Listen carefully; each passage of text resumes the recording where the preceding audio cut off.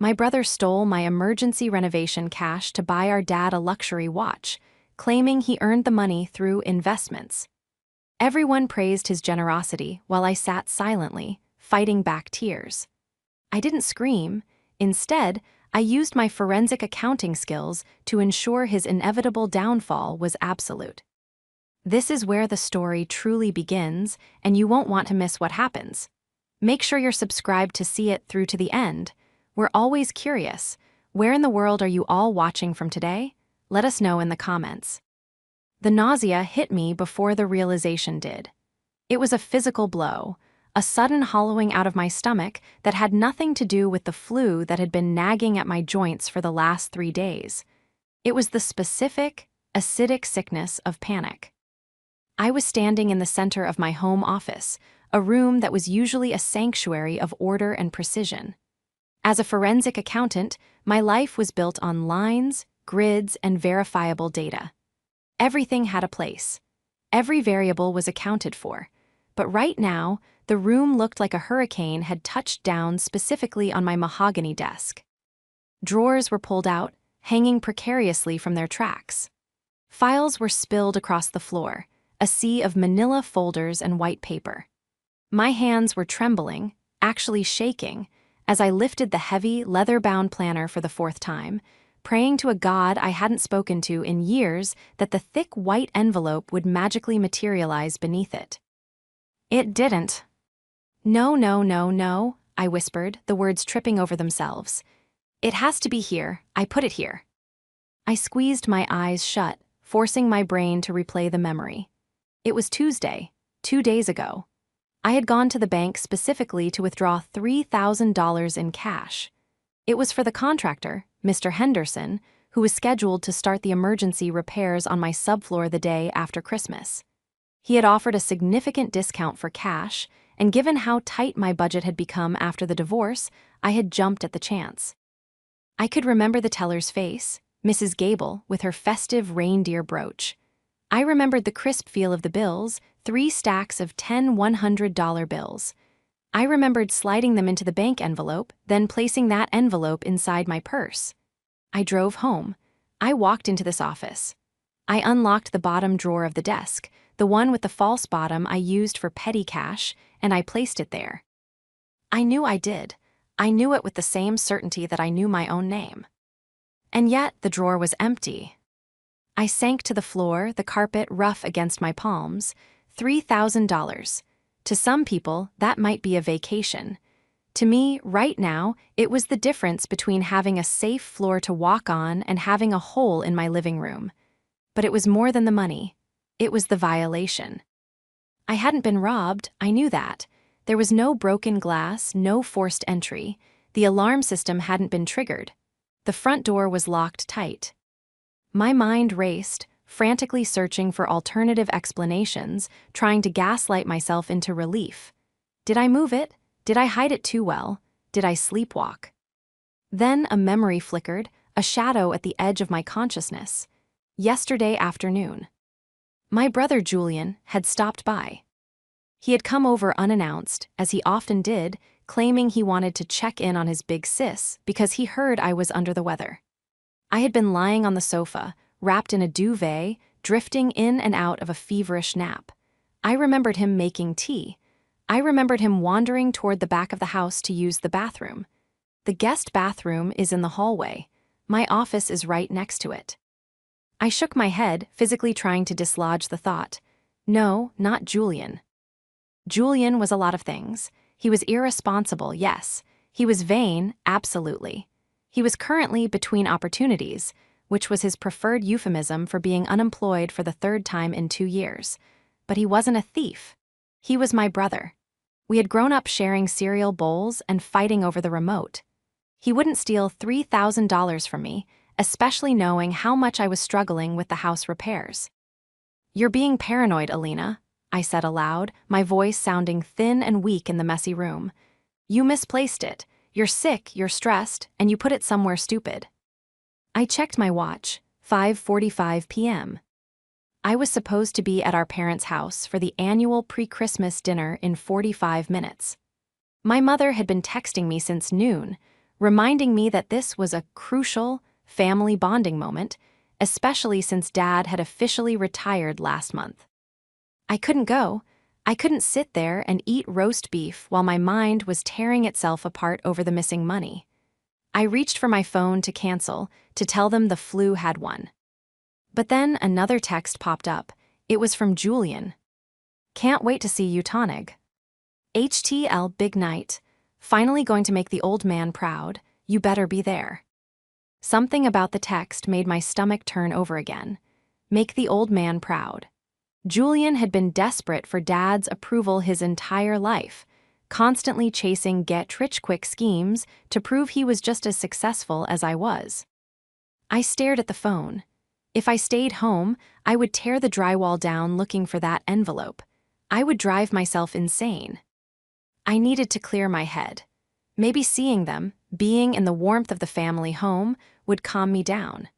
Maybe Julian would act completely normal, and I would realize how awful I was for even suspecting him. I stood up, my knees popping. I quickly shoved the files back into the drawers, no time to organize them now, and ran a brush through my hair. I applied enough concealer to hide the dark circles under my eyes, threw on a red sweater that felt festive even though I felt like a funeral, and walked out the door. The drive was a blur of Christmas lights and red taillights. The radio blasted Jingle Bell Rock, and I gripped the steering wheel so hard my knuckles turned white. $3,000. $3,000. The number looped in my head like a cursed mantra. When I pulled into my parents' driveway, the house was glowing. It was a beautiful two-story colonial that my father had worked 40 years to pay off. Wreaths hung from every window. It looked perfect.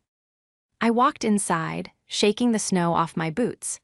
The smell of rosemary and garlic hit me instantly, Mom's signature roast. "There she is," my father boomed from the living room. Robert looked good, relaxed. Retirement suited him. He was holding a glass of scotch, his face flushed with warmth.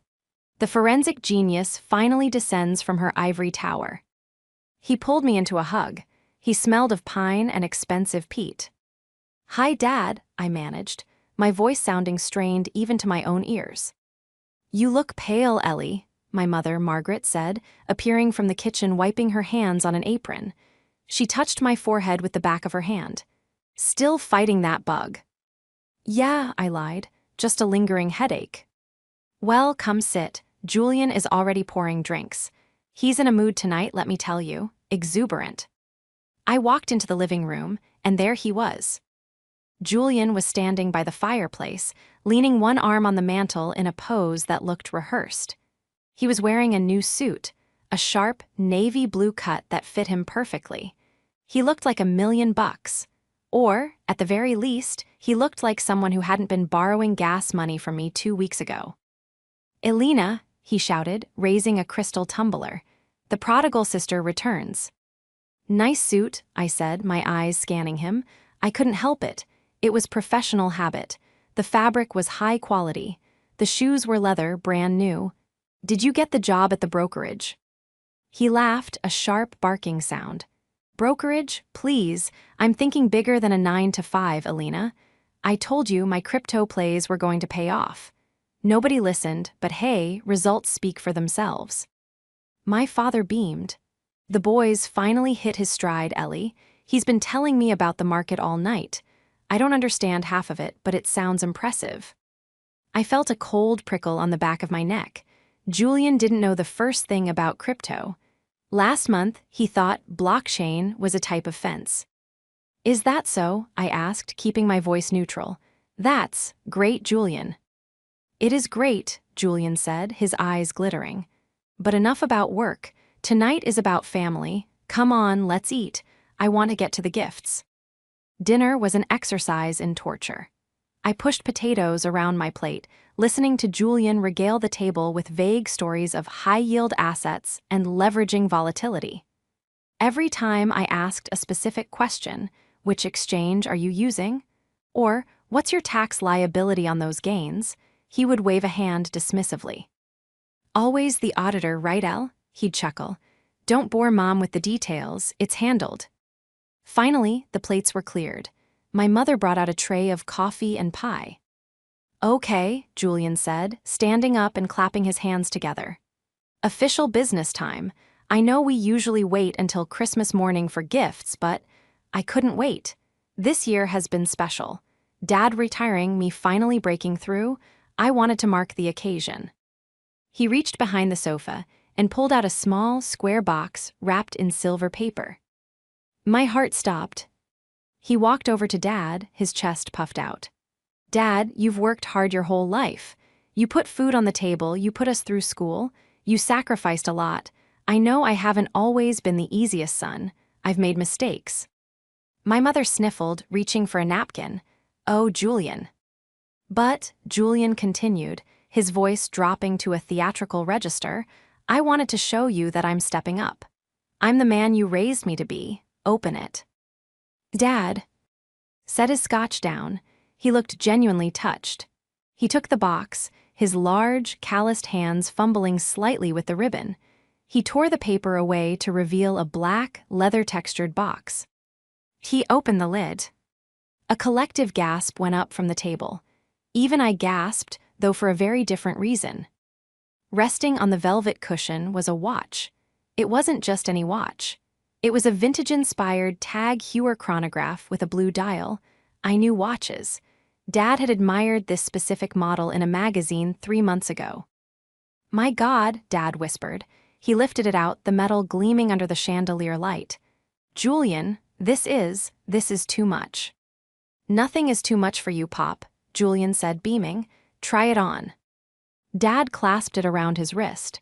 It fit perfectly. Tears were actually standing in his eyes. "I don't know what to say. This is incredible." "It's stunning," Mom said, reaching out to touch Julian's arm. "I'm so proud of you, honey." "How much?" I asked. The room went silent. The warmth evaporated instantly. 3 pairs of eyes turned to me. My father looked confused. My mother looked horrified. Julian looked watchful. "Excuse me," Julian said, his smile tight. "I asked how much it was," I repeated, my voice steady despite the thumping in my chest. "It's a beautiful watch, Julian. I'm just curious. That's a serious timepiece." "Elena," Mom hissed, "that is incredibly rude." "No, it's okay, Mom," Julian said, stepping in with a magnanimous wave of his hand. He looked at me, a challenge in his eyes. "It wasn't cheap, sis, but quality never is. Let's just say it cost about $3,000, give or take."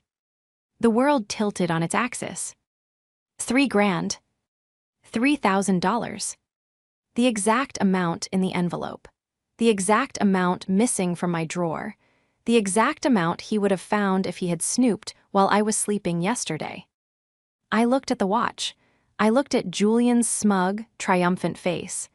I looked at my parents, who were gazing at him like he was the second coming of Christ. $3,000, I echoed, feeling the blood drain from my face. "Family helps family, right?" Julian said, winking at Dad. "That's what you always taught us." My father raised his wrist, admiring the light catching the crystal.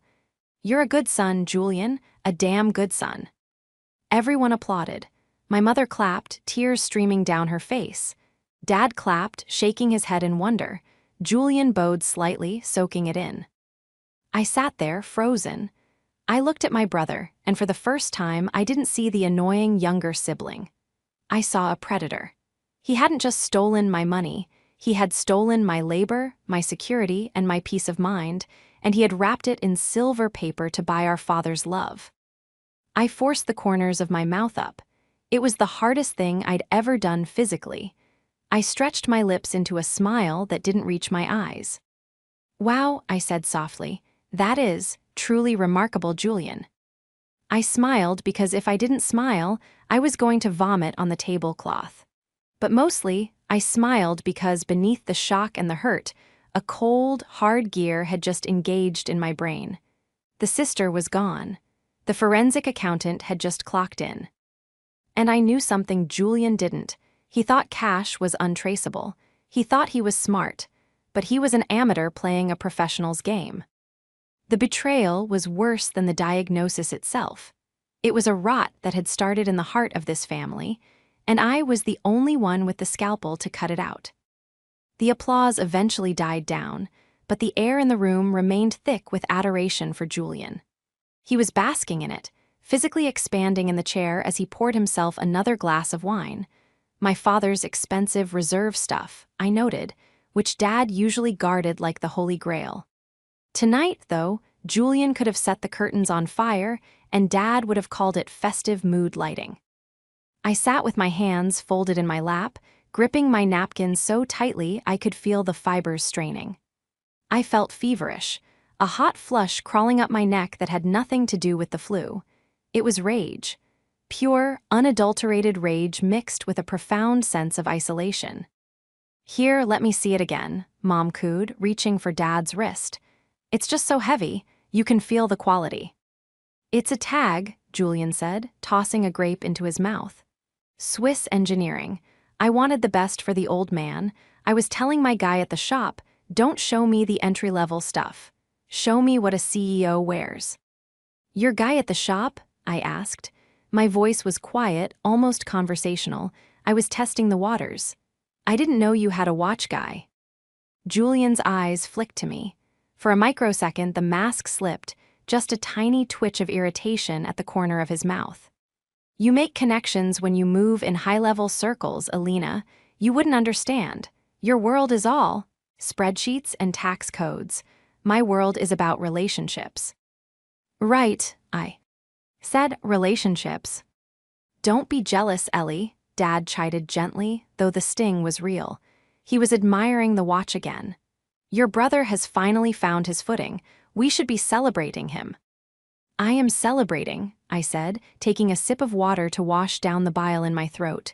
"I'm incredibly impressed. Really, it takes a lot of resourcefulness to pull off a gift like that." Julian smirked. He thought I was capitulating. He thought he had won. "Thanks, sis. I knew you'd come around." The rest of the evening was a blur of self-congratulatory anecdotes from Julian. He spun tales of near misses in the market and inside tips he'd leveraged. To anyone else, it might have sounded impressive. To me, it sounded like a script written by someone who had watched The Wolf of Wall Street halfway through and fell asleep. I watched him closely.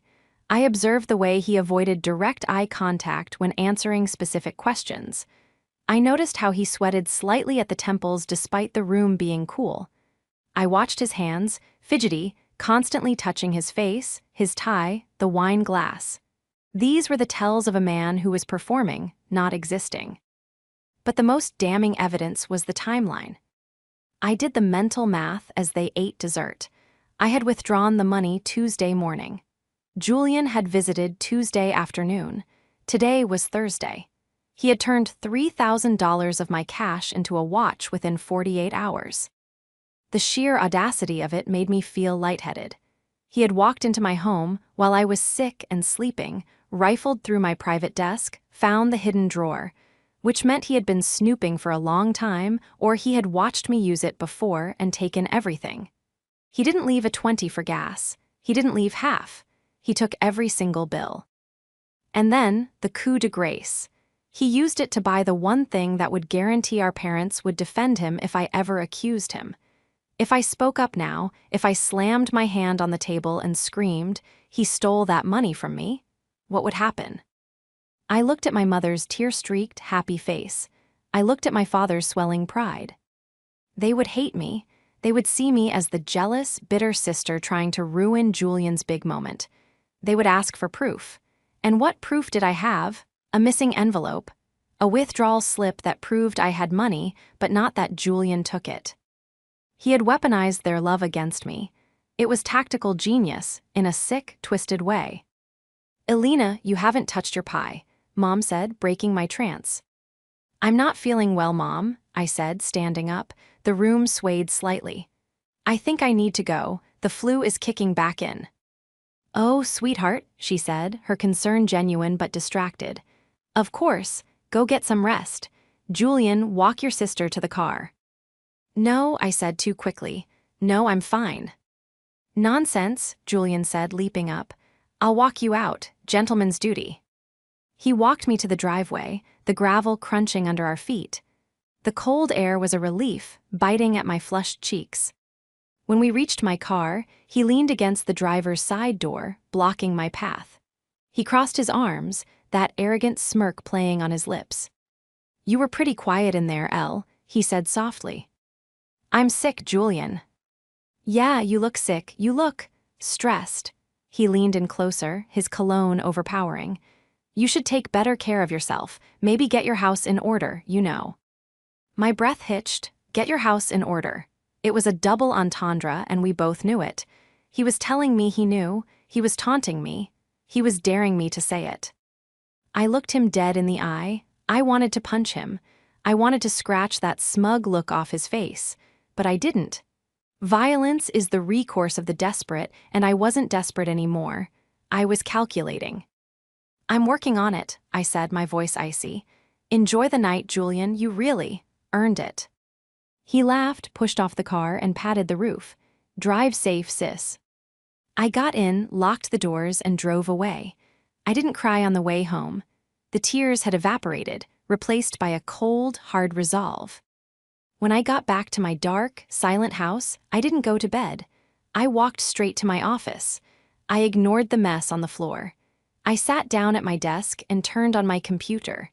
The blue light of the monitors illuminated the room. I pulled a fresh notepad from the drawer. At the top, I wrote, "Subject, Julian." I started listing everything: the date of the theft, the time of his visit, the cost of the watch. Then I stopped. I stared at the blinking cursor. Julian thought cash was king. He thought that because he took physical bills, there was no paper trail. He thought he had committed the perfect crime because he had removed the evidence from my possession. But he had forgotten who I was. I spent my days tracking funds through shell companies, offshore accounts, and layered trusts. I found money that cartels tried to hide. I found assets that billionaires buried. And Julian was lazy. He had forgotten one crucial thing: you can steal cash, but you can't spend it without leaving a footprint.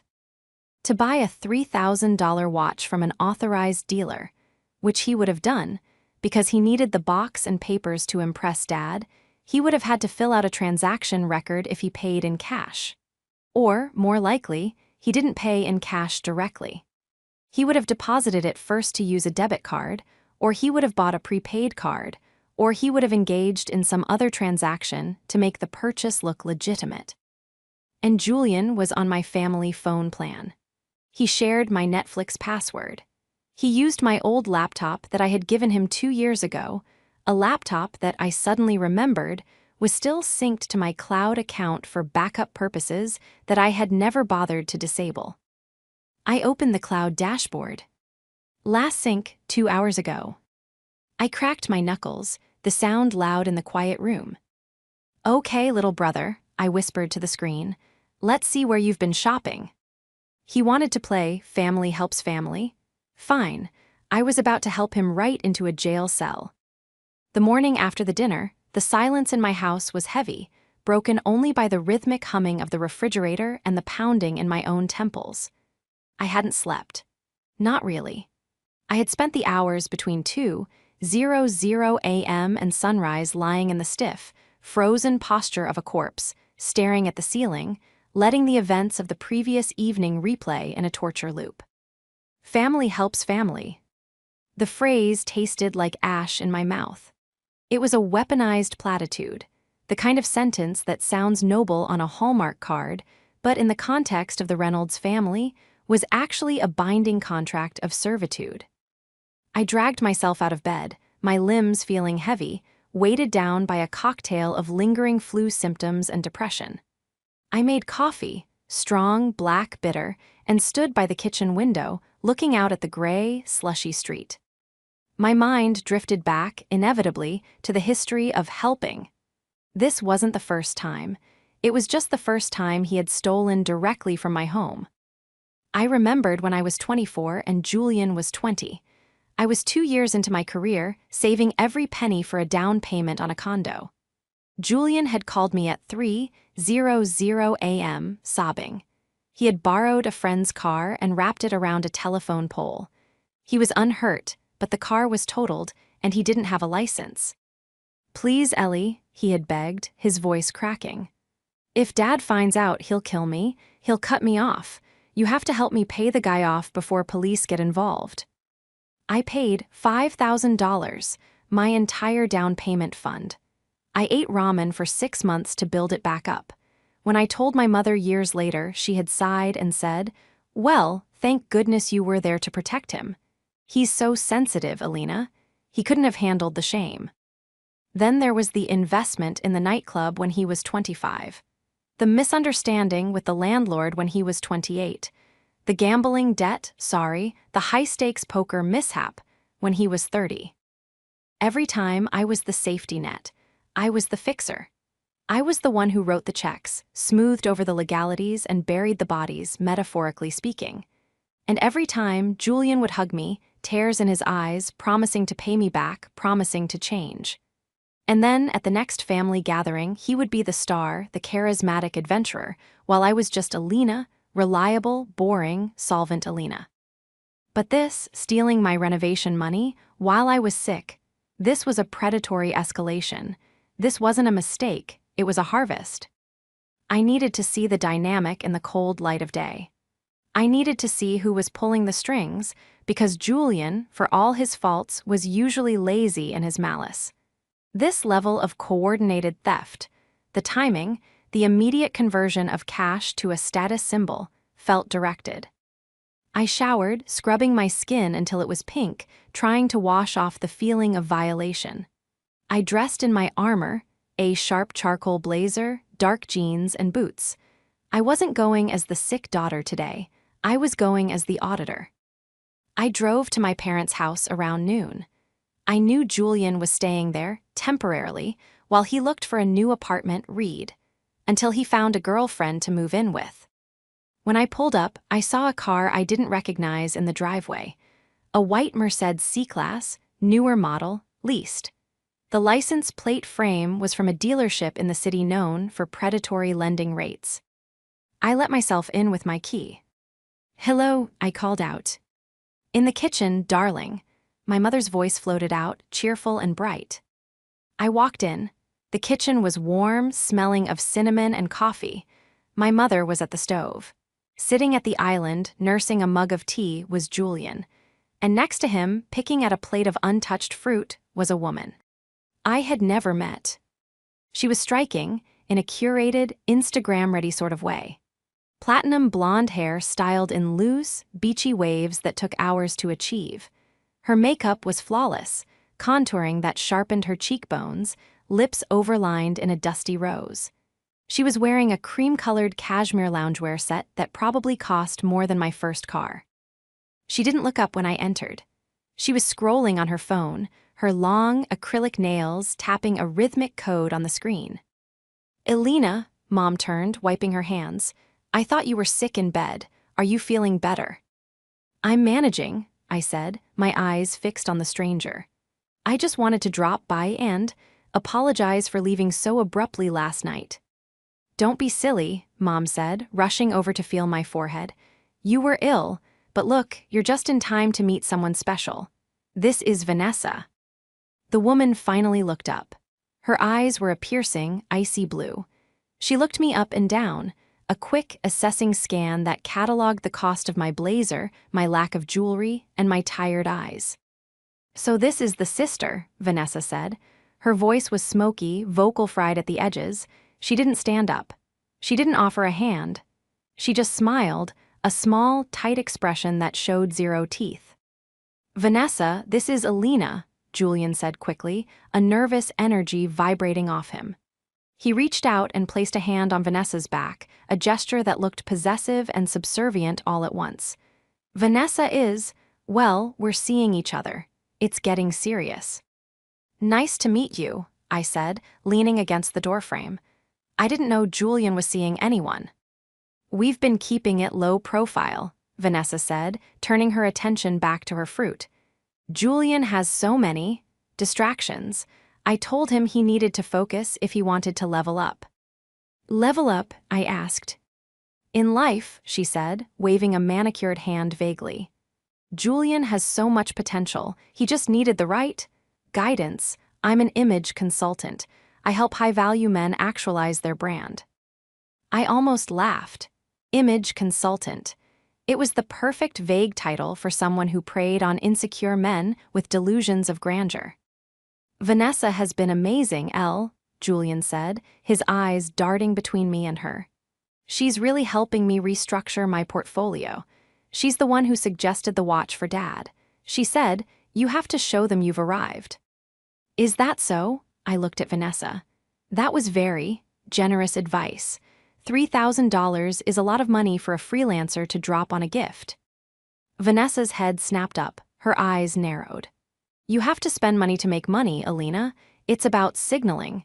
If you project abundance, you attract abundance.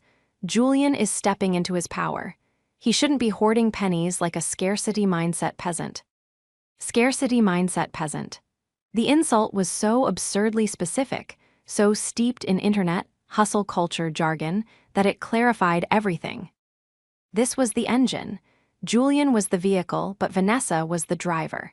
She was high maintenance, demanding, and clearly obsessed with signaling wealth. She was the one pushing him. Julian would have stolen $50 for beer. Vanessa was the reason he stole $3,000 for a status symbol. She was feeding his ego, and in return, he was feeding her appetite for luxury. And how is that going? I asked, keeping my voice light. The abundance attracting. It's going great, Julian said defensively. I have a few leads, big ones. Julian is going to be huge, Vanessa said, her voice dropping to a whisper. She leaned in toward him, running a finger down his arm. He just needs to clear out the dead weight. Focus on the people who really believe in him. She looked directly at me when she said dead weight. My mother, oblivious to the tension, set a plate of cookies on the table. Isn't she lovely, Alina? And so smart. She's been telling me all about her business. She manages influencers. I'm sure she does, I said. I watched them for the next hour. I saw the dynamic play out in real time. Vanessa would make a subtle comment. Oh, this kitchen is a bit dated, isn't it? And Julian would immediately agree, promising Mom that he would renovate it for her as soon as his next deal closed. Vanessa would mention a restaurant she wanted to try, one of the most expensive in the city, and Julian would pull out his phone, presumably to make a reservation he couldn't afford. But the most chilling moment came when I went to the sink to get a glass of water. I was standing behind them. They thought I was out of earshot because the tap was running. Did you transfer it? Vanessa hissed. I told you I will, Julian whispered back, his voice strained. I just need to get to the bank. Don't make me wait, baby, she purred, her tone shifting from aggressive to seductive instantly. The deposit is due Monday. If we want that penthouse view, we need to move now. You said you had the liquid cash. I do. I have the rest of it, don't worry. The rest of it? My grip on the water glass tightened. He hadn't just stolen the $3,000, he had the rest of it. What rest? I only had $3,000 in the drawer, unless he had found something else, or unless he was planning to take something else. I turned off the tap. Well, I said loudly, making them jump, I should get going, I have work to do. On a Friday before Christmas? Vanessa scoffed. God, that sounds depressing, you need to live a little. Someone has to pay the bills, I said, looking at Julian. Right, brother. He didn't meet my eyes. He was staring at Vanessa's hand on his knee. I said my goodbyes to Mom, who was disappointed I was leaving so soon. As I walked to the door, Vanessa called out. Hey, Alina. I turned. Love the blazer, she said, her lip curling slightly. Very corporate, it suits you. Thanks, I said. Nice watch, by the way. I pointed to her wrist. She was wearing a delicate gold bracelet. It looked new. Oh, this, she giggled, holding it up. An early Christmas present from Julian, he spoils me. I walked out of the house before I did something that would land me in jail. Julian had stolen my money. He had bought Dad a watch to secure his loyalty. And he had bought this predatory harpy a bracelet to secure her affection. He was stripping me for parts to build a life he hadn't earned. I sat in my car for a moment, breathing in the cold air. The antagonist wasn't just Julian. It was the two of them, a symbiotic parasite. He was the host, feeding off my family, and she was the virus infecting him, making him more aggressive, more desperate, more dangerous. They were talking about a penthouse view. They needed a deposit by Monday. That meant they needed more money. A lot more. $3,000 wouldn't cover a deposit on a luxury apartment. Julian was going to strike again. I could feel it, and I knew exactly where he would look.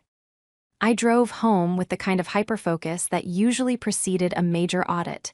The emotional hurt, the why would he do this to me, had been cauterized. Now, it was just data. It was just a problem to be solved. When I walked into my office, I didn't see the mess anymore. I saw a crime scene. I stepped over the piles of paper and sat at my desk. It was time to pivot. I had been reacting. Now I needed to act. I woke up my computer. The screen glowed to life. I needed to confirm everything. I needed hard evidence. Not for the police, not yet, but for me, and for the eventual confrontation. I needed to know exactly how stupid he had been. I opened the Cloud Sync folder again. I navigated to the device list. Julian's MacBook Pro. I started digging. It wasn't hard. Julian was tech illiterate. He thought deleting a file sent it to the void, not a trash folder that synced to the cloud. I went to his downloads folder first. There it was, a PDF downloaded yesterday morning. Lease agreement, the Astoria Heights. I opened it. It was a lease for a 2-bedroom apartment in the trendiest part of downtown. Rent, $4,500 a month. Security deposit, $9,000, due upon signing. $9,000. He had stolen $3,000 from me. That bought the watch and maybe the bracelet. He was still short, desperately short. I kept digging. I went to his Photos app. And there it was, the smoking gun. A photo taken 2 days ago in a bathroom mirror. It was Julian holding up a fan of $100 bills, my $100 bills. He was grinning like an idiot. The caption, which he had presumably sent to Vanessa, was still in the metadata. Secured the bag. Phase 1 complete. Daddy's gonna love his gift, and we're gonna be living like kings. I stared at the image, the arrogance, the stupidity. I took a screenshot. I saved it to 3 different external hard drives. Then I went to his messages. Since he was using my old laptop, and he had signed in with his Apple ID, the iMessages were syncing because he hadn't turned off the handoff feature. I scrolled back to Tuesday. Vanessa, did you get it? Julian got it. The old dragon was sleeping on the couch, walked right into the office. Easy. Vanessa, good, is it enough? Julian, it's $3K. Enough for the watch and a little spending money. But I need more for the apartment. Vanessa, you said you had access to the big accounts. You said you were the executor. Julian, I am. Well, I will be. I just need to get Mom to sign the transfer papers. She trusts me. I'm taking them over on Christmas Eve. My blood ran cold. I just need to get Mom to sign the transfer papers. He wasn't just stealing pocket money. He was going after the retirement accounts. He was going after the house. My parents were old-fashioned. They had a substantial nest egg, but it was all in joint accounts that were easily accessible if you had the right passwords or a power of attorney. I had set up their estate plan years ago, creating a family trust to protect them. I was the trustee. Julian was a beneficiary, but he had no control. But Julian didn't know the specifics of the trust. He just knew there was money. And if he could trick Mom, sweet, trusting Mom who thought he was a financial genius, into signing a power of attorney or a transfer authorization, he could drain their liquidity before I could stop him. He could empty the checking accounts that weren't in the trust yet. He was going to ruin them. He was going to wipe out their retirement to impress a woman who called me a peasant. I sat back, my heart hammering against my ribs. This was the turning point. If I called Mom now and screamed, "He's trying to rob you," Julian would spin it. He would say I was crazy, jealous, hysterical. He would say the papers were for investments. Mom would believe him because she wanted to believe him. I couldn't just warn them, I had to destroy him. I had to expose him so thoroughly, so publicly, that they would never trust him with a dime again. I needed a trap. I looked at the calendar. It was Friday. Christmas Eve was Sunday. He was planning to get Mom to sign the papers then, probably amidst the chaos of the holiday party. I picked up my phone. I dialed a number I hadn't used in 2 years. Garrison Investigations, a gruff voice answered. Mr. Garrison, it's Alina Reynolds. We worked together on the micro-embezzlement case at the textile plant. Alina, the human calculator, I remember. You found the money in the shipping manifests. What can I do for you? Business or pleasure? Personal, I said. I need a rush job, surveillance, and I need a background check on a woman named Vanessa. No last name yet, but I have a photo and a license plate number. I can do that. When do you need it? Yesterday. I need to know who she is, what her debts are, and exactly how desperate she is. And I need you to tail my brother. I want photos of everything he buys, everywhere he goes. Consider it done. Send me the info. I hung up. Step 1, gather intel. Step 2, the trap. I opened my estate planning software. I pulled up the file for the Reynolds Family Trust. Julian wanted access. I would give him access, or at least the illusion of it. I began to draft a document. It looked official. It had the crests, the legal jargon, the watermarks. It was titled Authorization of Asset Liquidation and Trustee Transfer. It looked like a document that would transfer control of the primary savings account, about $150,000, directly to Julian for management purposes. But I buried a clause in the fine print. Paragraph 14, subsection C, a clause that stated that by signing and attempting to execute this document, the beneficiary acknowledged receipt of all prior gifts as loans and agreed that any unauthorized withdrawal of funds would immediately trigger a confession of fraud and a forfeiture of all future inheritance. It was a legal bear trap. But I needed him to take the bait. I needed him to think he had won. I picked up my phone and texted Julian. Hey Jay, I've been thinking, you're right. You have been doing great lately. I'm sorry I was cold. I'm going through the estate files this weekend to update some things for tax season. I noticed there's an account Mom and Dad haven't been utilizing. Maybe you could look at it, give them some advice. I waited. 3 minutes later, the reply came. Thanks, Elle, appreciate that. Yeah, I'd love to help. I actually have some ideas for them. I'll be over on Christmas Eve early to help set up. I smiled. It was a cold, sharp smile. Come and get it, little brother, I whispered. He was walking right into the kill zone, but I wasn't done. I needed to ensure that when the trap snapped shut, everyone was watching. I spent the next 6 hours building the case. I printed the text messages, I printed the lease agreement, I created a timeline. Then Mr. Garrison called back. Alina, you're going to want to hear this. What did you find? Vanessa isn't an image consultant. Well, she is, but her business is currently being sued by 3 different credit card companies, and her real name is Vanessa Lewis.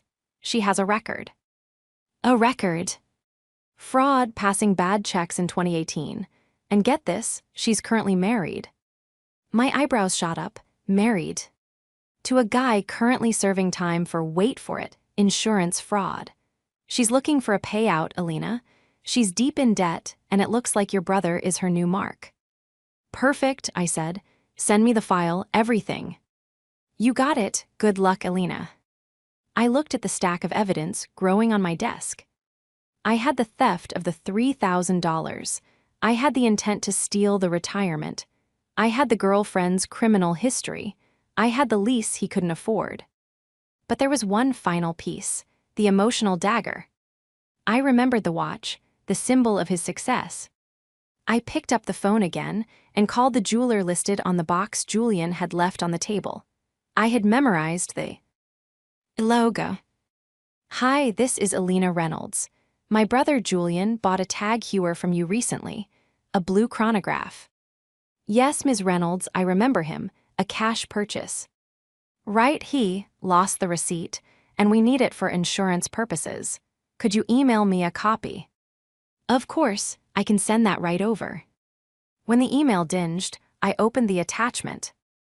Item tag hewer Monaco, price $3,200, payment method, cash. And there, at the bottom, a note in the customer comments section. Customer requested box be gift wrapped, mentioned purchasing with winnings from a sister's charity. He had mocked me to the salesman. He had bragged about stealing from me to a stranger while buying the gift that made my parents cry tears of joy.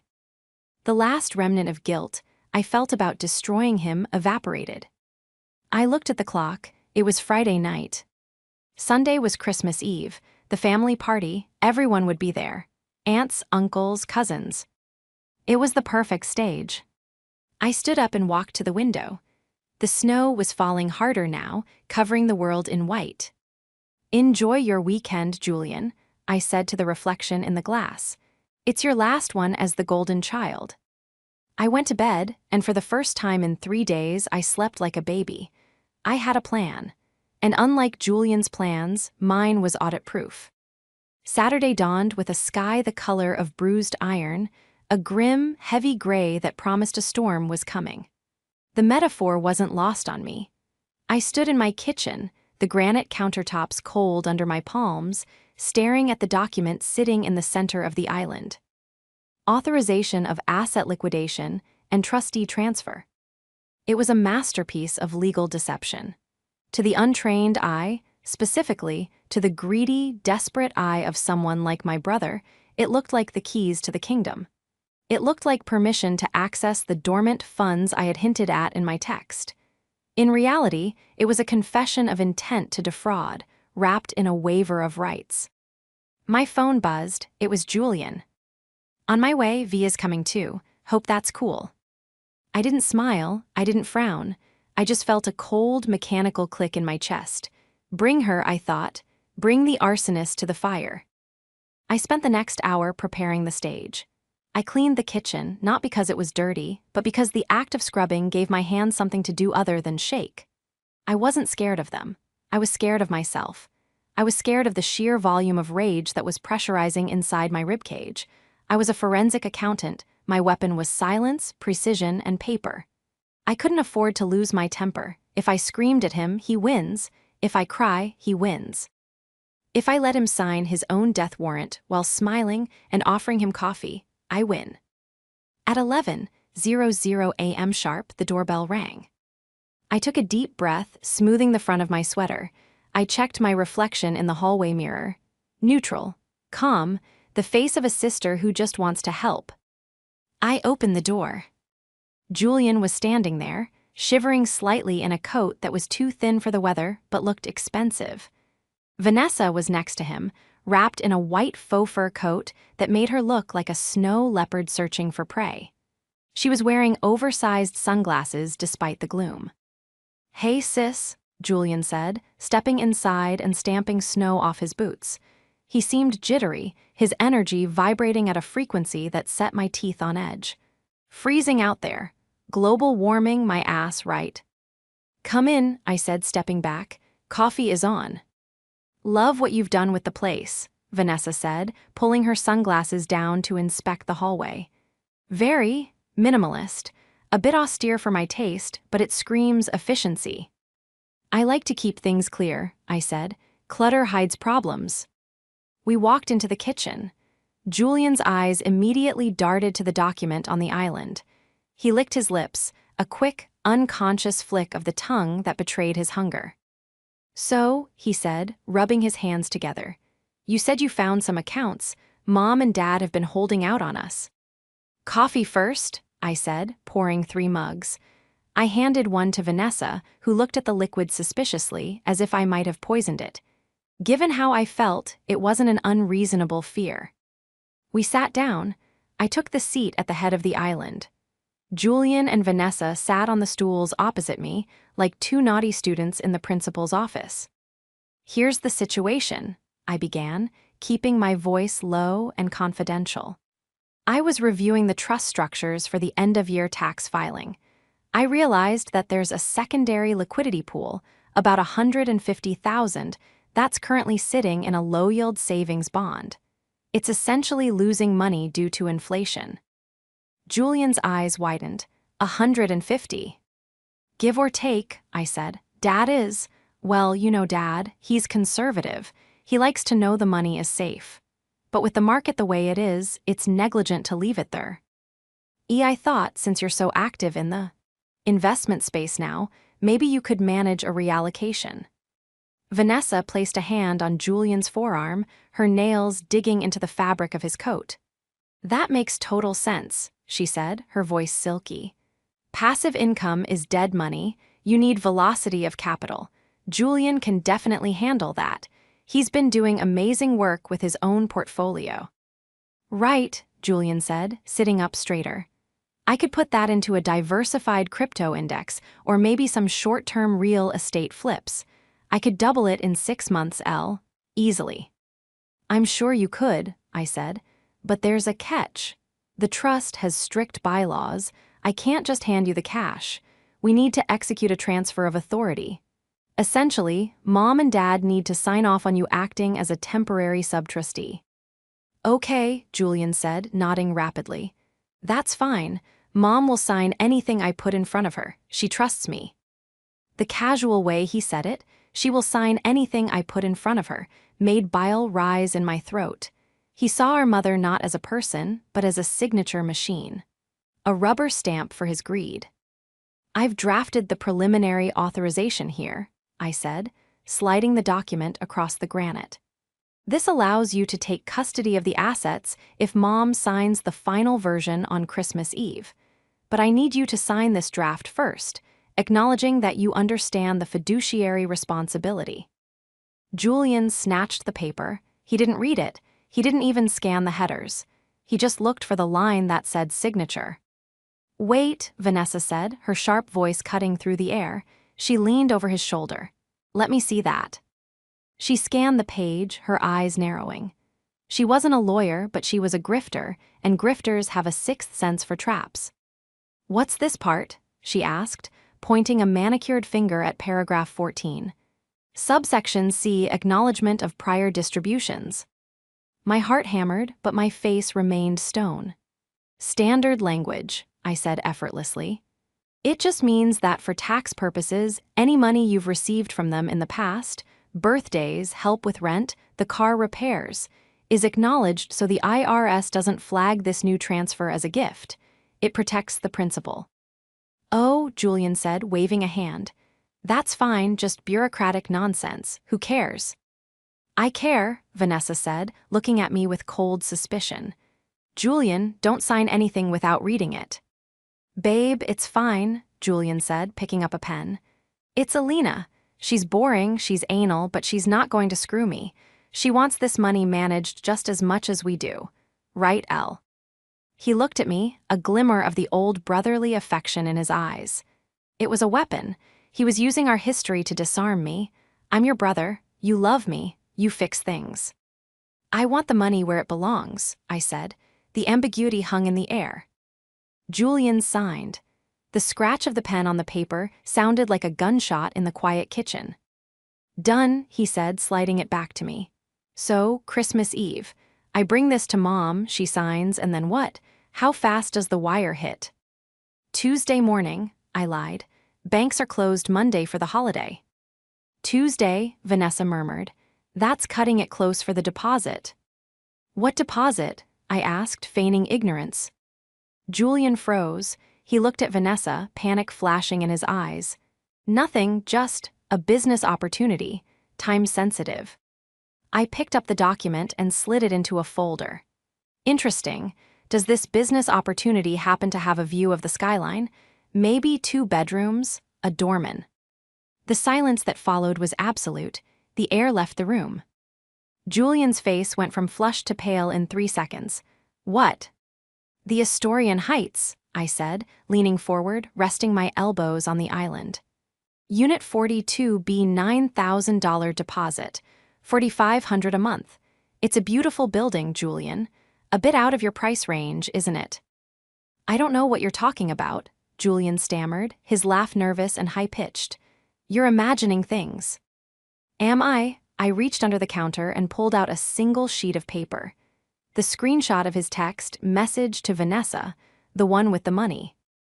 I slid it across the counter. Secured the bag, phase 1 complete. Julian looked at the photo.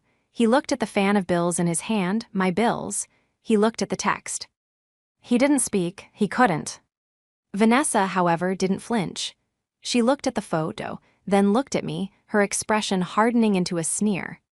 So, she said, he has cash, is that a crime? It is when he stole it from my desk, I said, my voice dropping an octave. Tuesday afternoon, while I was sick.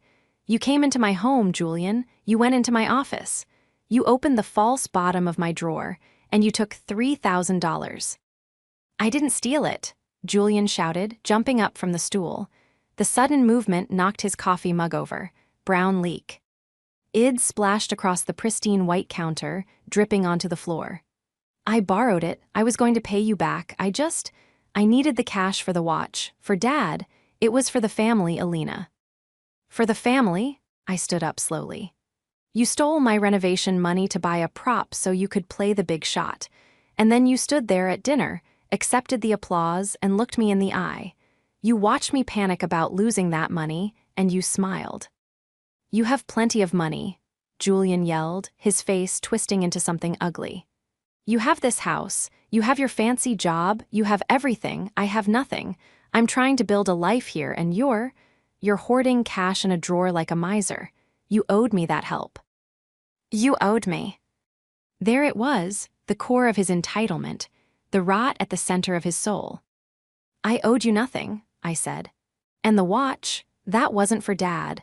That was a down payment on his loyalty.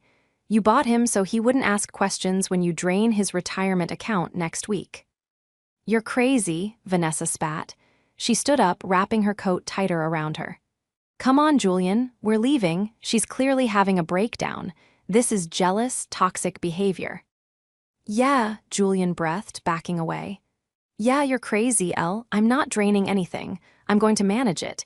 I'm going to make them rich. You're going to make her rich, I said, pointing at Vanessa. Or are you going to pay off her credit card debt first, or maybe bail out her husband?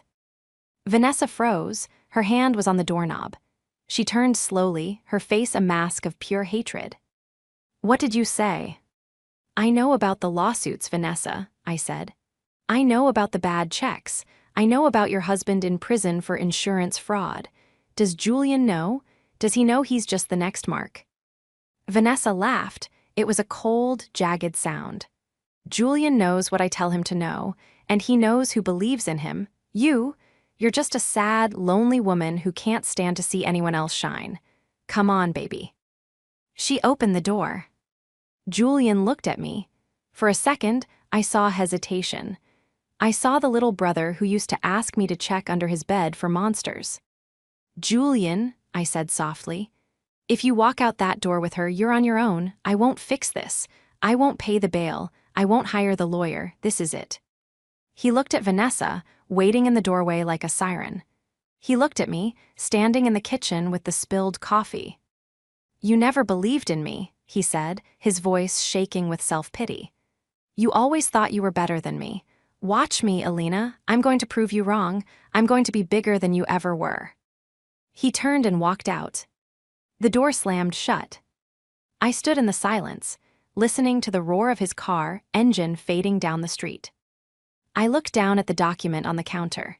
It was stained with coffee, brown liquid, soaking into the corner where his signature was scrawled. He had signed it, he had acknowledged the trap. But he hadn't backed down, he had doubled down. He was going to try to get Mom to sign the real papers on Christmas Eve.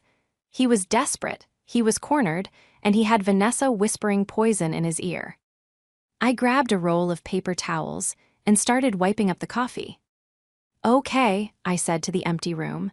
You want to play the victim. Let's see how the jury likes your performance.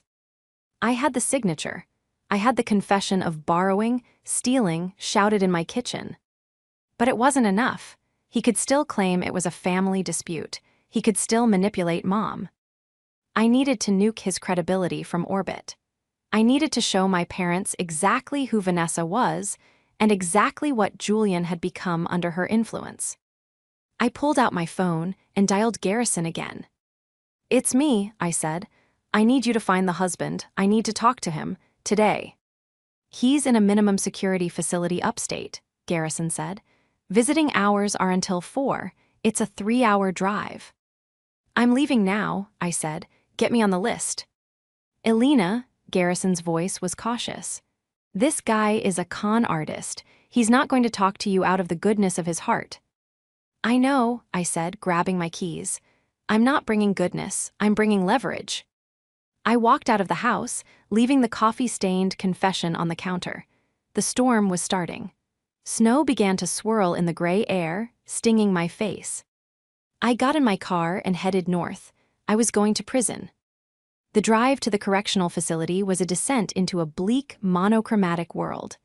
The further north I drove, the heavier the snow fell, turning the highway into a treacherous ribbon of white.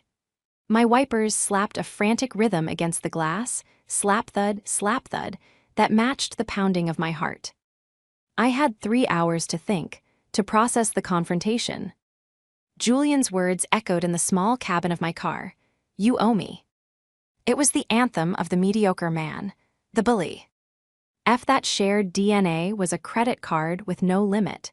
He truly believed that my success was a personal affront to him, that my savings were his rightful inheritance because family helps family. It was a distortion of love so profound it was almost impressive. But Vanessa, she was the accelerant, Julian was a spark, she was the gasoline. I pulled into the visitor parking lot of the FCI Odysville just after 2:00 p.m. The prison loomed against the gray sky, a complex of brick and razor wire that looked less like a place of rehabilitation and more like a warehouse for broken things. I went through security, the metal detectors, the pat-down, the surrender of my phone and purse. It was dehumanizing, invasive, and necessary. I carried nothing but my ID and a single manila folder containing the few scraps of information Garrison had emailed me about Vanessa's husband, Marco Lewis. I sat in the visitation room. It smelled of floor wax and stale anxiety. Tables were bolted to the floor. Families huddled together, speaking in hushed tones. Then, the door on the far side buzzed open. Marco Lewis walked in. He wasn't what I expected. I expected a slick, oily conman. Instead, he looked tired. He was a man in his late 40s, balding, with the soft, doughy physique of someone who had spent 2 years eating prison starch. But his eyes were sharp. They were the same predator eyes I had seen on Vanessa. He sat down opposite me, looking bored. "Elena Reynolds," he said, reading my name off the slip of paper in his hand. "Don't know you. You're not a lawyer, you're not a cop. You dress too nice for social services. Who are you?" "I'm the sister of your wife's boyfriend," I said bluntly. Marco blinked. Then, a slow, dark smile spread across his face. It wasn't a happy smile. It was the smile of a man who just heard a joke he'd been waiting to hear for a long time. "Vanessa," he said, tasting the name. "She's got a new one, huh? How long?" "A few months," I said. "She's trying to get him to liquidate my parents' retirement fund to pay for a penthouse. And, I assume, to pay for your appeal? Or is she keeping that money for herself?" Marco laughed. It was a dry, hacking sound. "My appeal? Lady, Vanessa hasn't sent me a dime since I got locked up. She sold my car. She sold my watch. She maxed out my cards and then filed for identity theft claiming I did it. She's telling my brother she's an image consultant," I said. "She says she's helping him level up." "She's a vampire," Marco said, leaning forward. His demeanor shifted. The boredom was gone, replaced by a simmering, focused vindictiveness. "She finds guys who are hungry, guys who think they deserve more than they have. She whispers in their ear, tells them they're kings, tells them everyone else is holding them back. Then she bleeds them dry. She's trying to get him to sign a lease for $9,000 on Monday, I said. She needs 12, Marco corrected. I paused. Excuse me. She needs 12,000, Marco said. She owes a loan shark in Jersey 12,000. A guy named Sal, nasty piece of work. She borrowed it to try and launch some lifestyle brand that failed. Sal doesn't care about branding. He cares about his money. If she doesn't pay him by the first of the year, she's in trouble. The puzzle pieces slammed together. The urgency, the pressure on Julian, the deposit that was oddly high. It wasn't just for an apartment. It was to save her own skin from a loan shark. She's using my brother to pay off a shark, I whispered. Bingo, Marco said. And when the money runs out, she'll dump him, or worse, she'll set him up. She set me up. The insurance fraud, that was her idea. I signed the papers, she took the check, I took the fall. She testified against me for a reduced sentence on her own charges. I stared at him. This was worse than I thought. Julian wasn't just being scammed, he was being groomed to take a fall for something. If he moved that money, and if things went south, Vanessa would make sure Julian was the one holding the bag. I need proof, I said. I need something I can show my family. They think she's a saint. They think she's helping him. Marco looked at me. He tapped his fingers on the metal table. What's in it for me? He asked. I'm in here for another 18 months. I can put $500 in your commissary account today, I said. And I can promise you that when I take her down, I'll make sure her involvement in your case gets a second look by the DA. I know people. Marco considered this. He nodded. She writes letters, he said, to me, taunting me, telling me how stupid I was. She sent me one last week, bragging about the new Mark, said he was a golden retriever with a credit card. Said his family was soft. My blood boiled, soft. Do you have the letter? It's in my cell, he said, but I can mail it to you, or you can ask the guard to photocopy it. It's considered contraband I bring it out, but if you request it as legal discovery material, or if you just grease the right palm. I didn't grease palms, but I did know how to ask for things. 30 minutes later, I walked out of the prison with a photocopy of a handwritten letter in my folder. Marco, it read in loopy, girlish script. You'd laugh if you saw this new guy. Julian, he's so desperate to be a big shot. He stole from his own sister to buy me a bracelet. Can you believe it? The parents are totally snowed. I'm going to have the deposit for Sal by Christmas. Then we're moving into the Astorian. Don't worry, I won't put your name on the lease. You just rot in there. XOXOV. It was the smoking gun. It was the nuclear bomb. I drove home through the blizzard. The roads were dangerous, white-knuckle driving, but I didn't care. I felt a strange, cold clarity. When I got home, it was dark. My house felt empty, but it felt safe.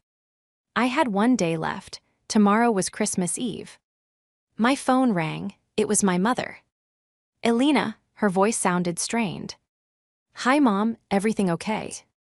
I don't know, Julian was here today, with Vanessa. My grip on the phone tightened. What did they want? They were very insistent, Mom said, her voice trembling slightly. Julian brought some papers. He said you talked about them, about the trust. I did, I said carefully. I told him we could discuss it. He wanted me to sign them today, she said. He was so agitated, Elena. He was pacing. And Vanessa kept saying that if we didn't sign now, he would miss a once-in-a-lifetime window. She said you were trying to block him because you were jealous. What did you do, Mom? I asked, holding my breath. I told him we had to wait for the party, she said. I told him Dad wouldn't sign anything without reading it, and that we agreed to do family business when everyone was together. He got angry, Elena. He kicked the wall. I've never seen him like that. I'm sorry, Mom, I said, my heart breaking for her. I'm so sorry. Is it true? She asked, her voice small. Are you jealous of him? He says you're trying to sabotage him. No, Mom, I said firmly. I am trying to save him, and I am trying to save you. Please, promise me one thing. Do not sign anything until tomorrow night. Promise me. I promise, she whispered. I want everyone to be happy. It's Christmas. I know, I said. We'll sort it all out tomorrow, I promise. I hung up. He had kicked the wall. He was escalating. The pressure from Vanessa and Sal, the loan shark, was mounting. He was a cornered animal. I spent the rest of the night assembling the dossier. I had the bank withdrawal slip. I had the jeweler's receipt with the nasty comment. I had the text messages about the theft. I had the lease agreement. I had Vanessa's criminal record and the lawsuits. And I had the letter from Marco. I put it all in a sleek, black presentation folder. I wasn't just going to a party. I was going to a trial. Sunday morning, Christmas Eve, arrived with a blindingly bright sun reflecting off the new snow. It was a beautiful day, the kind of day you see in movies. I dressed carefully. I chose a deep red dress, festive but commanding. I wore my hair up. I put on my favorite pearl earrings. I looked in the mirror. Showtime, I whispered. I drove to my parents' house at 5:00 p.m. The driveway was full. My aunts and uncles were there. My cousins, it was a full house. I walked in with my black folder tucked under my arm. The house smelled of pine and roasting ham. Christmas carols were playing softly. People were laughing, drinking eggnog. And there, in the center of the living room, holding court, was Julian. He was wearing a velvet blazer.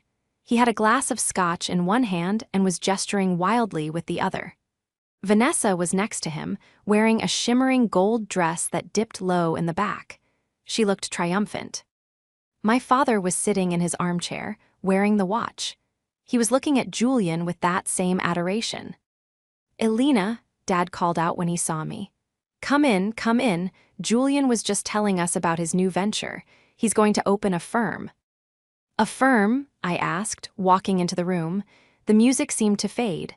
The chatter died down as people noticed my entrance. I didn't smile. I didn't wave. I walked straight to the coffee table in the center of the room. "Yes," Julian said, his smile faltering slightly as he saw my face. "Capital management.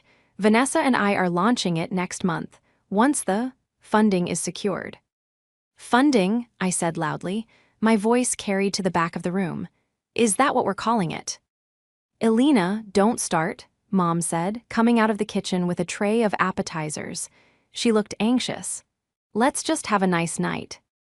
"I agree," Vanessa said, stepping forward. She linked her arm through Julian's. "Leave the negativity at the door, Elena. It's Christmas." "It is Christmas," I said. "A time for truth, a time for family." I placed the black folder on the coffee table. It landed with a heavy thud. "What is that?" Dad asked, frowning. "That," I said, looking at Julian, "is the invoice for your lifestyle." Julian paled. "Elena, stop, seriously, not now." "Now is the only time," I said. I looked around the room. My aunt, my uncle, my cousins, they were all watching. "You all think Julian is a success story. You think he's a prodigy. You think he bought that watch on Dad's wrist with the fruits of his labor." "He did," Dad said defensively, covering the watch with his other hand. "No, Dad," I said gently. "He bought it with my money, $3,000 that he stole from my desk drawer while I was sick with the flu." A gasp rippled through the room. "Liar," Vanessa shrieked. It was sudden and shrill. "She's lying. She's jealous because Julian is doing better than her." "Am I?" I opened the folder. I pulled out the first page, the photo of Julian holding the cash. "This is Julian," I said, holding it up for the room to see. "Tuesday afternoon, in my bathroom, holding my money. Read the caption, Julian. Secured the bag. Daddy's gonna love his gift." Julian looked like he was going to throw up. That was my money," he stammered. "I withdrew it." "From where?" I asked. "You don't have a job, Julian. You don't have a bank account with a positive balance." I checked. I pulled out the next paper, the jeweler's receipt. "And here is the receipt for the watch, paid in cash, with a note, purchased with winnings from a sister's charity. He mocked me while he spent my money to buy your love, Dad." Dad looked down at the watch. His face was gray. He looked at Julian. "Son, is this true?" "She's manipulating it," Julian yelled, pointing a shaking finger at me. "She's twisting everything. Mom, sign the papers. Just sign the papers so I can fix this. Once the deal goes through, I'll pay everyone back, I promise." He was frantic now. He reached into his jacket pocket and pulled out the trust transfer documents, the real ones, the ones he had printed himself. He thrust them at Mom. "Sign it, Mom, please. We need the deposit by tomorrow." "The deposit for the apartment you can't afford?" I asked. "Or the deposit for Sal?" Vanessa froze. Her face went from angry to terrified in a split second. "Who?" she whispered. "Sal," I said. "The loan shark you owe 12 grand to. The reason you're pushing Julian to steal our parents' retirement." I pulled out the final piece of paper, the letter from Marco. "And this," I said, my voice shaking with emotion, "is a letter from your husband, Vanessa, from prison, where he explains exactly how you operate. A golden retriever with a credit card. That's what you called my brother." I handed the letter to my father. He read it, his hands started to shake. He read the part about the parents being snowed. He read the part about Julian stealing. The room was deadly silent. The only sound was the crackling of the fire. Dad stood up slowly. He looked older than I had ever seen him. He unclasped the watch from his wrist. He placed it on the table next to the folder. Then he looked at Julian. "Get out," Dad whispered. "Dad, wait, I can explain." Julian started, reaching out. "Get out," Dad roared. It was a sound I had never heard him make. It was the sound of a heart breaking violently. "Get out of my house. You stole from your sister. You tried to steal from your mother, for her." He pointed at Vanessa. Vanessa didn't wait. She saw the ship sinking and she jumped. She grabbed her purse. "I'm out of here. You people are insane. Julian, lose my number. You're broke anyway." She turned and stormed out the front door, leaving a trail of cold air and expensive perfume. Julian stood there, alone, abandoned, exposed. He looked at me. There was no anger left, just fear, pure, naked fear. "Elle," he whimpered, "please." "Family helps family," I said, my voice cold as ice. "I just helped you avoid a felony fraud charge, Julian. If Mom had signed those papers, you would be going to prison. Now, get out before I change my mind and call the cops for the 3 grand. He looked around the room. No one would meet his eyes. My mother was sobbing into her hands. My father was staring at the wall. Julian turned and walked out into the snow. The door closed. The silence that followed was heavy, suffocating, and absolutely necessary. The silence that filled the living room after the front door slammed was not peaceful. It was heavy, suffocating, and thick with the debris of a shattered reality.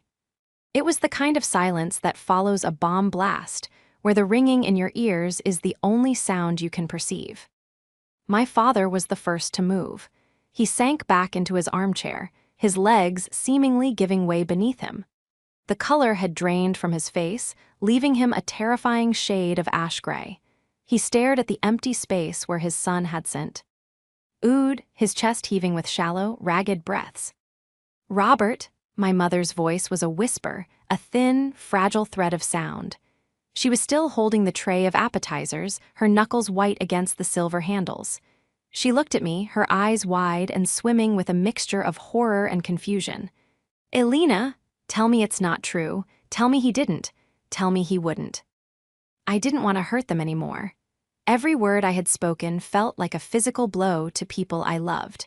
But I knew, with the cold precision of my profession, that a wound cannot heal if it is not cleaned out completely.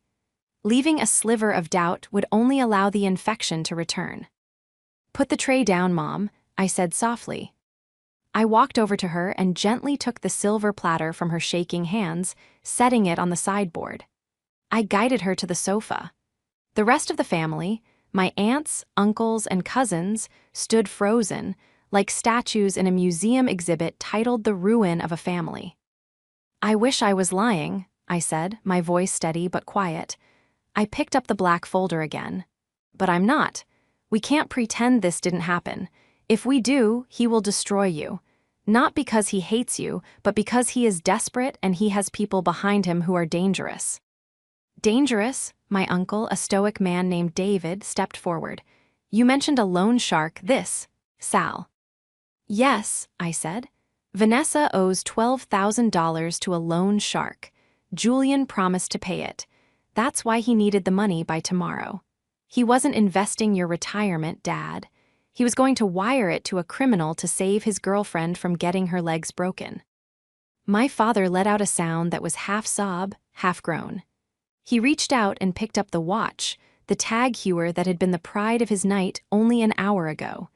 He looked at it with revulsion now, as if it were a venomous snake coil. He bought this, Dad's voice cracked. He bought this with your money to trick me. He bought it to buy your trust, I confirmed. He knew I would notice the missing cash. He knew I would eventually say something. He needed you to be so enamored with him, so proud of him, that when I accused him, you would turn on me. He weaponized your love for him against me. My mother buried her face in her hands and began to weep. It was a guttural, heart-wrenching sound that echoed off the walls. My baby, my poor boy, how did we go so wrong? We gave him everything. That was the problem, Margaret, Dad said, his voice hardening. He sat up, his eyes suddenly clear and fierce. We gave him everything, and he took it, and then he tried to take the rest. He looked at me. The papers, Alina, the ones he wanted your mother to sign, what would they have done? They were a power of attorney and a transfer of trusteeship, I explained, pulling the unsigned drafts from my folder. If Mom had signed them, Julian would have had legal authority to liquidate the main investment accounts. He could have drained about $400,000 within 48 hours. By the time the banks reopened on Tuesday, the money would have been in a crypto wallet or an offshore account, and from there, gone, untraceable. The room gasped. $400,000. It was their life savings. It was their security. He would have left us with nothing, Mom whispered, looking up, mascara running down her cheeks. He would have told himself he was going to pay it back, I said, trying to be fair, though I didn't feel like it. He would have gambled it on some scheme, hoping to double it, and he would have lost it all. And then, yes, you would have been left with nothing. My father stood up. He walked over to the fireplace. He looked at the family photos on the mantel, Julian at graduation, Julian at his communion, Julian winning a baseball trophy. He reached out and turned the graduation photo face down. He is not welcome here, Dad said, his voice booming now. Not until he makes this right, and I don't see how he ever can. But the night wasn't over. As the family began to murmur, processing the shock, a sudden, violent pounding erupted at the front door. Bam, bam, bam. Open the door, it was Julian's voice. It wasn't the smooth, charismatic voice from earlier. It was high-pitched, slurred, and frantic. Dad, Mom, open the damn door. My mother jumped, clutching her chest. Julian. Don't open it, I commanded. I stepped between my mother and the hallway. David, lock the back door. Uncle Jerry, check the windows. I need my keys, Julian screamed from the other side of the wood. I left my car keys, and I need the folder. Alina, give me the folder, you can't keep that. He didn't need his keys. He had driven away. He had come back. Which meant he had realized that the evidence in that folder, the letter from Marco, the text messages, was enough to send him and Vanessa to jail for conspiracy to commit fraud. He was panicking. Go away, Julia. Dad shouted from the living room, you are not setting foot in this house. I'm coming in, Julian yelled. There was a loud crash, the sound of glass breaking. He's at the side window, Aunt Sarah screamed. The adrenaline kicked in. The forensic accountant was gone, the protector was back. Call the police, I shouted to my uncle. Now, tell them we have an intruder. I ran toward the dining room, where the sound had come from. The window was shattered, shards of glass glistening on the hardwood floor. A hand was reaching through, fumbling for the latch. I grabbed a heavy brass candlestick from the dining table. I didn't want to hurt him, but I wasn't going to let him terrorize our parents. Julian, stop, I yelled. The police are on their way, do not come in here. The hand froze. Elle, his voice came through the broken pane, small and terrified. Elle, please, Vanessa kicked me out of the car. She took my phone, she said Sal is coming for me, you have to let me in. They're going to hurt me. I lowered the candlestick slightly. I walked closer to the window, crunching on the glass. I looked out. Julian was standing in the snow, shivering violently. He looked pathetic. He looked like the little boy who used to scrape his knees. But then I remembered the text, secured the bag. I remembered the smirk. I remembered the way he looked at our mother as a signature machine. You made your choices, Julian, I said, my voice trembling. You chose her. You chose the money. You chose to steal from us. I'm your brother, he sobbed. Then start acting like it, I said. Sit on the porch steps. Keep your hands where I can see them. When the police come, you tell them everything. You confess about the money you took from me, about the plan with Vanessa. You give them her name. You give them Sal's name. That is the only way you get any help from us. You go on the record. He stared at me, snow matting his hair. He looked at the warm light of the house, a paradise he had exiled himself from. Okay, he whispered, slumping down onto the frozen ground. Okay, I'll tell them. Sirens wailed in the distance, growing louder, cutting through the crisp winter air. I turned back to the room. My parents were standing in the doorway of the dining room, holding each other. They had heard everything. They saw their son sitting in the snow, waiting to be arrested.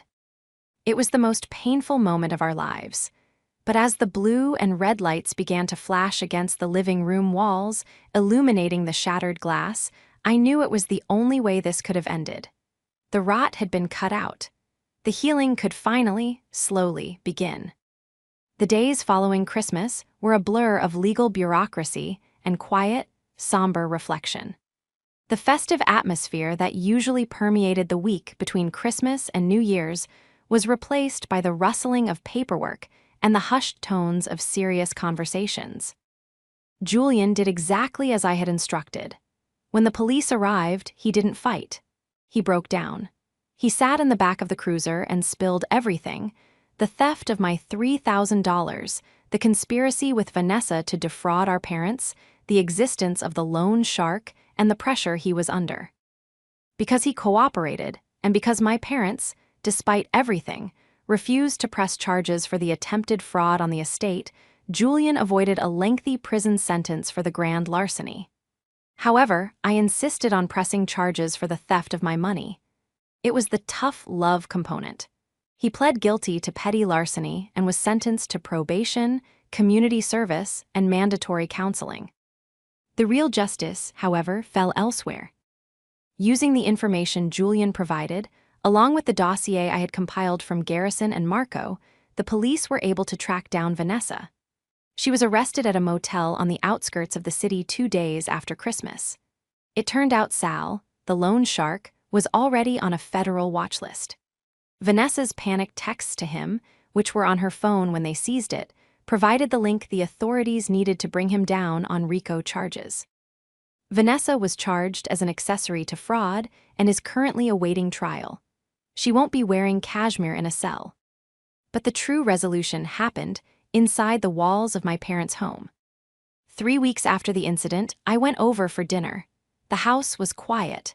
The Christmas decorations were down. The broken window in the dining room had been repaired, the new glass clear and strong. We sat at the kitchen table, Mom, Dad, and me. There was no roast beef, no wine, just soup and bread. It felt appropriate, humble.